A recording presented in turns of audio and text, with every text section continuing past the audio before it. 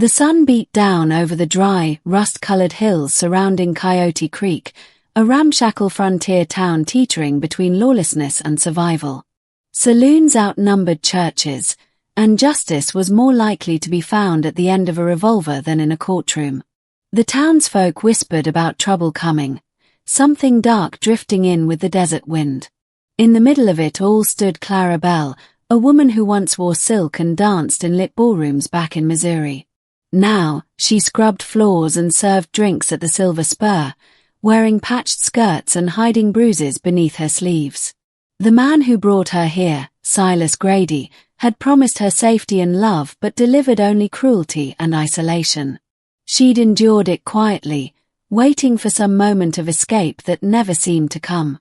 That night, the saloon was boiling with sweat, whiskey, and tension. Silas was drunk again, louder than usual, gambling hard and losing harder. His face twisted when he saw Clara pour a drink for a handsome stranger at the bar. "Think you're too good for me now," he growled, dragging her into the open. "You want to show the boys what they're really paying for?" He shoved her toward the center of the floor. "Go on. Take it off. Let's give 'em a show." Gasps spread like fire. Clara froze. Her heart thudded against her ribs, but her hands did not move. Then a voice cut through the tension. "Low. Calm. Dangerous. She doesn't belong to you." The stranger from the bar stood now, tall and sunburnt, shadows clinging to his jawline. A cowboy's hat sat low over his brow, eyes unreadable but steady. He hadn't said much when he walked in, just asked for whiskey and watched the room. But now, his voice quieted the chaos like a gunshot. Silas sneered. "Who the hell are you?" The cowboy shrugged off his coat and stepped forward. "Name's Rhett Colton. I've been in worse bar fights than this one. But I don't stomach a man humiliating a woman, least of all a lady." Silas lunged, but Rhett moved quicker. One punch sent the man sprawling to the sawdust floor. Another had him out cold. Nobody moved. Clara stood trembling, her hand still clutching the tattered fabric of her blouse. Their eyes met. His were the color of river stone, but not cold. They held something she hadn't seen in a long time. Respect. Chapter 2, The Cowboy's Past. Clara didn't speak to Rhett until 2 days later. He had stayed at the livery stable, helping old Tom with his horses and keeping quiet. People started talking. Some said he was an outlaw running from a bounty. Others claimed he was a former Pinkerton agent. Clara didn't care for gossip. But something about him pulled at her. She found him brushing down a chestnut mare behind the stable. Her voice was small but steady. "You didn't have to do that." Back at the spur. He looked up. "Sure I did." "Why?" Rhett paused. "Because I know what it's like to be owned by someone who says they love you. I had a brother. Beat his wife raw. I was just a boy, and I didn't stop it. Never forgot her face. Never forgot my silence." Clara's breath caught. "So you're trying to make it right, one woman at a time." He gave a crooked smile. "Maybe. Or maybe I just saw something in your eyes that said you were worth saving." She flushed. "I'm not." "You sure?" She turned to leave, but his voice stopped her again. "You got people looking for you." "No," she said. "No one left but me." He nodded. "Then maybe it's time you start looking out for yourself." Chapter 3, The Stagecoach Heist. A week passed. Rhett stuck around, taking odd jobs. Clara began walking with her head a little higher. Silas had disappeared. No one missed him. Then trouble came from the hills. The Briar Ridge gang, led by Cohen Maddox, rode into town. Outlaws in long coats and dead eyes. They stormed the bank and left 3 men bleeding in the street. Sheriff Hall was gutshot and dying. The town was too afraid to fight back. No one dared. Except Rhett.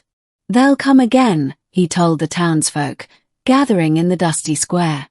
They've taken this town's pride. Next, they'll take your homes, your daughters, your lives. But what can we do? Asked Miss Maybelle from the boarding house. They've got guns. We got pitchforks.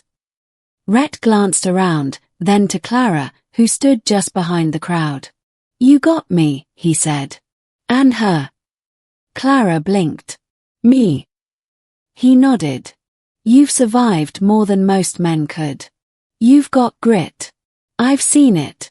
And I can't fight this fight alone. A murmur rose. Clara stepped forward. Her voice trembled, but it held.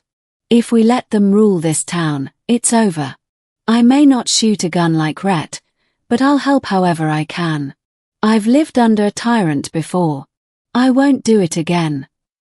Rhett smiled. That's all I needed to hear. Chapter 4. Blood and Redemption. They prepared all night. Booby-trapped the saloon. Dug trenches near the main road. Clara helped melt soap and grease the steps so riders would slip. Rhett taught her to hold a rifle steady, though her hands trembled. At dawn, the gang returned. Gunfire split the sky. Maddox's men charged in, but they hadn't expected resistance. Horses bucked on greased steps. Shots rang out from rooftops. Rhett dropped 2 of them before Clara screamed. She'd taken a hit in the shoulder. Rhett dove to her side, shielding her. You all right? Clara bit down on pain. Keep fighting. Don't let them win. His heart cracked. Damn it, Clara. I ain't losing you. He rose like a fury, unloading bullet after bullet until the last outlaw ran screaming into the hills. The battle was over. The town was saved.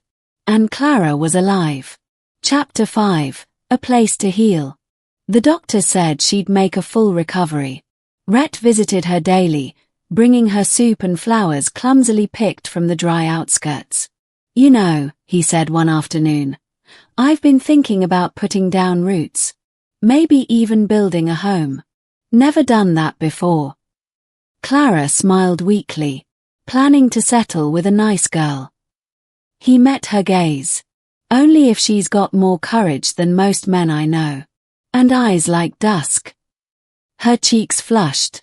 She reached for his hand, her fingers brushing the callus on his. I don't know if I can love again, Rhett. Not fully. Not after everything. You don't have to, he said softly. Not yet. But let me stay by your side. We'll figure out the rest together. Epilogue. The first dance. Months later, the town gathered to celebrate the end of the Briar Ridge Gang and the rebuilding of Coyote Creek. A small string band played in the square. Lamps flickered in the summer dusk. Rhett stood across the way, clean-shaven for once, in a white shirt and brown vest. Clara wore a deep blue dress, her hair swept up, her shoulder now healed. When he offered his hand, she hesitated, then took it. As they danced slowly under the lantern light, people whispered of the woman who had once been shamed in the Silver Spur, and the cowboy whose gaze had changed everything. Because sometimes, love doesn't rescue you in grand speeches or bouquets. Sometimes, it's in the silence after a gunfight, in a hand held through pain, and in the promise of a tomorrow where no one owns you, but someone still chooses you. Forever.